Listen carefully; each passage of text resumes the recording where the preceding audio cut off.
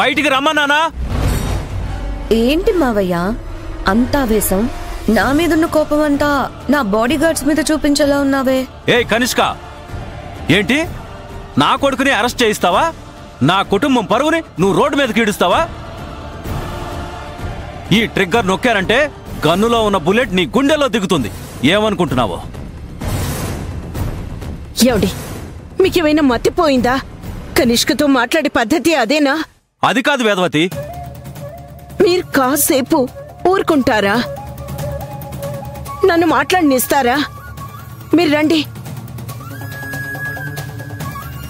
నన్ను మాట్లాడనివ్వండి.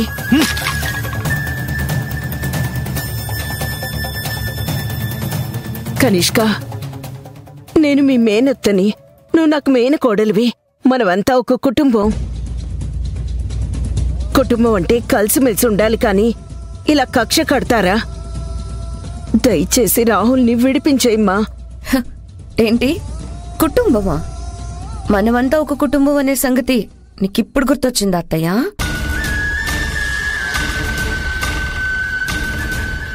నా తండ్రి ఏమైపోయాడో మీకు తెలీదు, నా కుటుంబం ఏమైపోయిందో మీకు అవసరం లేదు.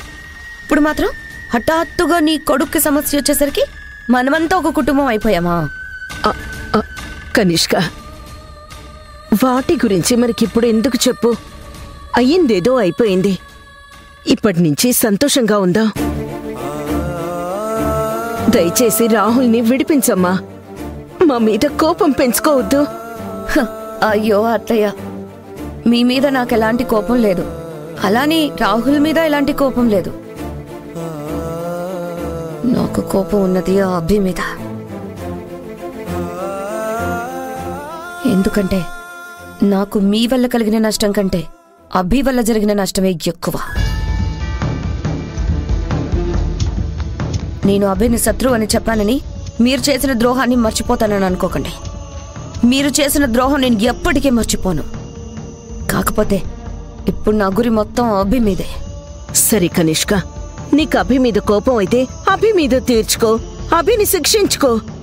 అంతేగాని మధ్యలో నా కొడుకుని ఎందుకు ఇబ్బంది పెడుతున్నావు? దయచేసి నా కొడుకుని వదిలే కనిష్క, నా కొడుకుని వదిలే. నీకు దండం పెడతాను.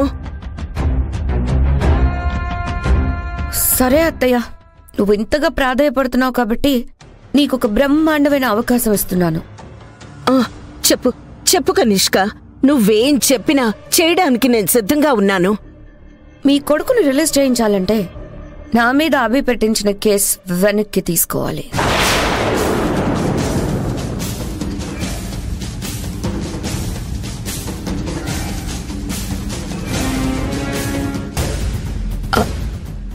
నువ్వు చెప్పేది నిజమా కనిష్క?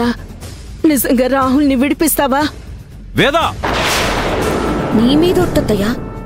నా మీద పెట్టిన కేసు వెనక్కి తీసుకోమని చెప్పండి, రాహుల్ మీద నేను పెట్టిన కేసు కూడా వెనక్కి తీసుకుంటాను. వేదా, ఈ కనిష్క మాటలు నువ్వు నమ్మకు.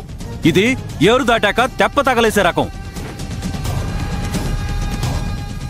రాహుల్ ఎలాంటి తప్పు చేయలేదు. రాహుల్కి ఎలాంటి శిక్ష పడే అవకాశమే లేదు. రాహుల్ని బయటికి తీసుకొచ్చే బాధ్యత నాది. కనిష్క, నువ్వు మీ మావయ్య మాటలేం పట్టించుకోకు. నీ మీద పెట్టిన కేసు వాపస్ తీసుకోవాలి, అంతే కదా? అవును. అభినేదో విధంగా ఒప్పించి ఆ కేసు ఎలా అయినా వెనక్కి తీసుకునేలా నేను చేస్తాను. వేదవతి, అది కాదు, నేను చెప్పేది విను.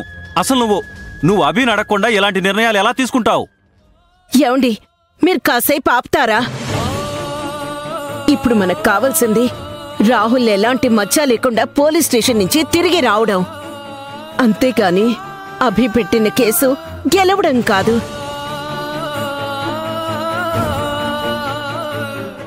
ఈ విషయంలో నాకు హెల్ప్ చేయాల్సింది మీరే.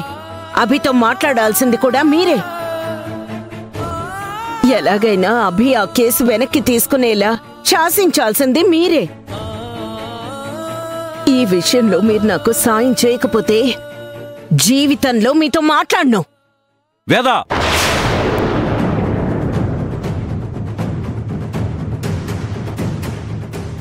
సరే సరే నువ్వన్నట్టే చేద్దాం. అభిని ఏదో ఒక విధంగా ఒప్పించేస్తాను.